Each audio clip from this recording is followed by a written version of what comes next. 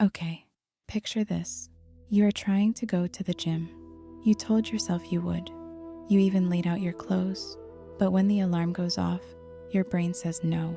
It gives you every reason. You are tired. It is cold. You can go tomorrow. And you listen. You feel guilty. You think it is a lack of willpower. That is the story you have been told. But that is wrong.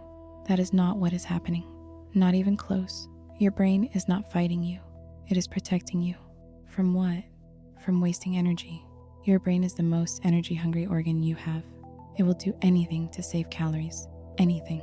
So when you try to do something new, something hard, your brain sees a threat, not a tiger, a threat to its precious energy supply.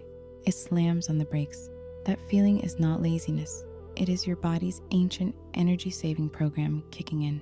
It built this program over your whole life. Every time you quit something, it learned. Every time you chose the easy thing, it learned. Your brain is just running the program it thinks will keep you safe and efficient. That is the first thing to understand. You are not battling a weak character.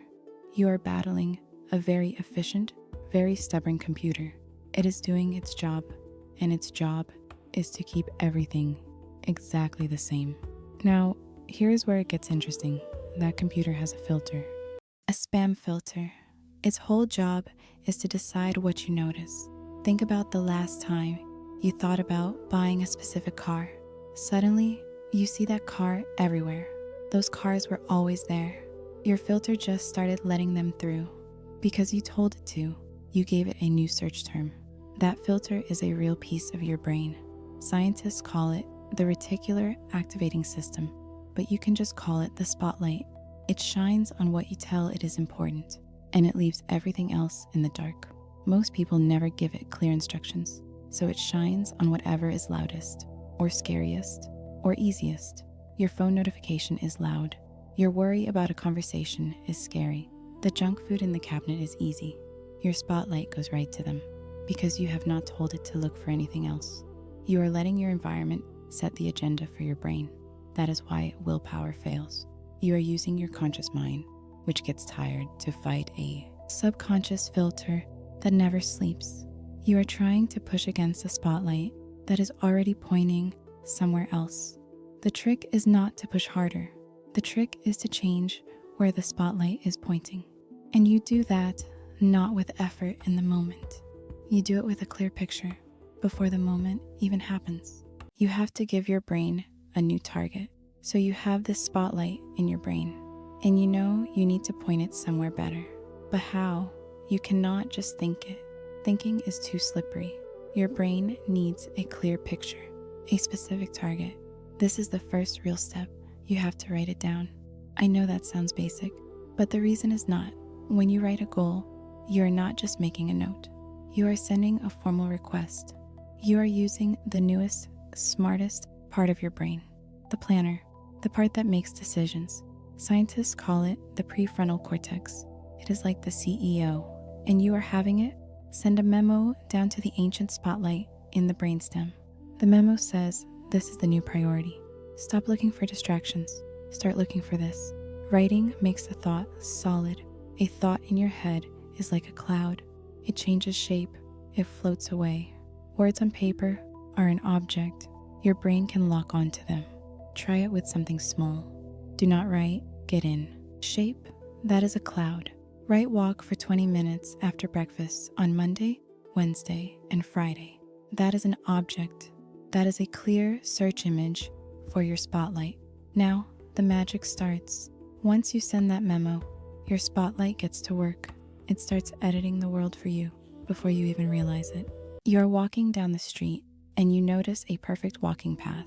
You see the comfortable shoes in your closet you forgot about. You overhear someone talking about a good podcast for walks. Those things were always there. Your spotlight is now highlighting them. It is pulling them out of the background noise. This is not a metaphor. This is literal triage. Your brain is sorting millions of bits of information every second, and it is pushing the relevant ones to the front. It is also quieting the irrelevant ones. The junk food ad might get a little quieter. The excuse to sleep in might feel less convincing because they do not match the search image. But here's the best part. Every time your spotlight finds a match, you get a reward, a tiny chemical reward. Your brain releases a little bit of a feel-good signal. Let us call it the progress chemical. The official name is dopamine. But all you need to know is this. It is not for finishing the goal. It is for seeing a step toward it.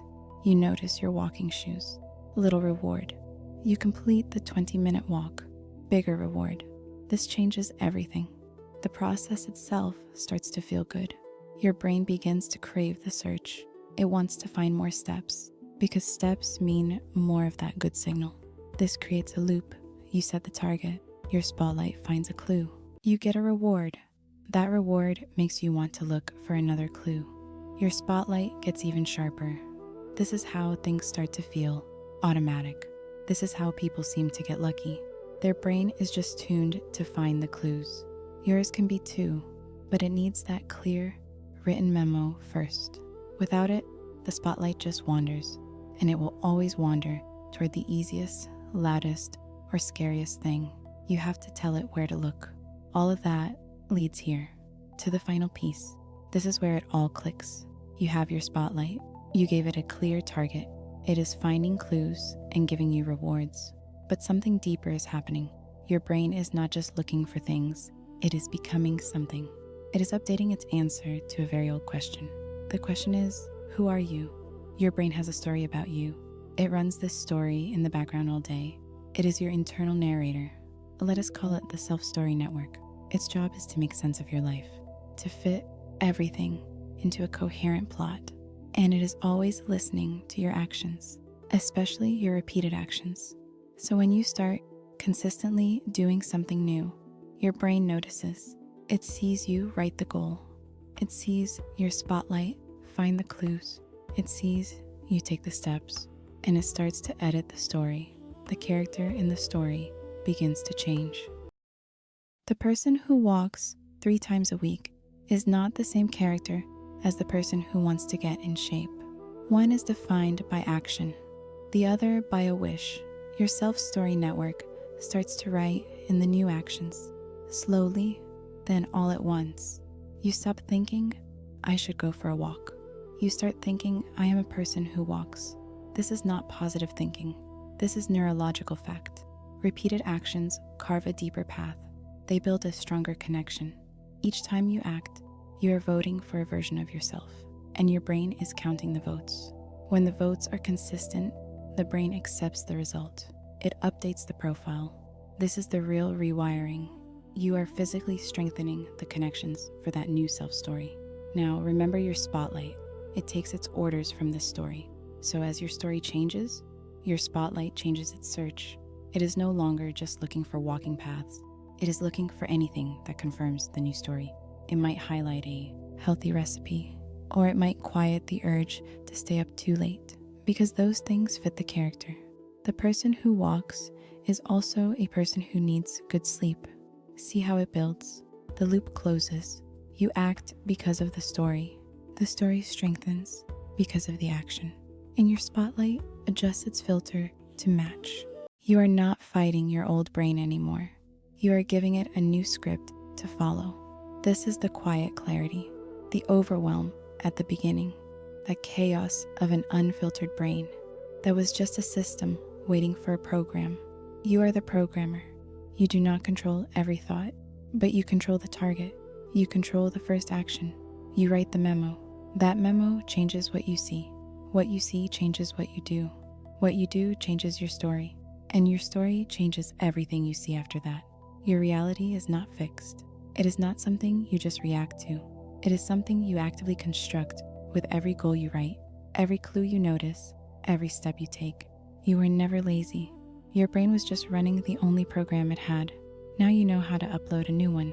Start with the memo, be specific, then watch what your brain starts to show you. It has been waiting for your instructions.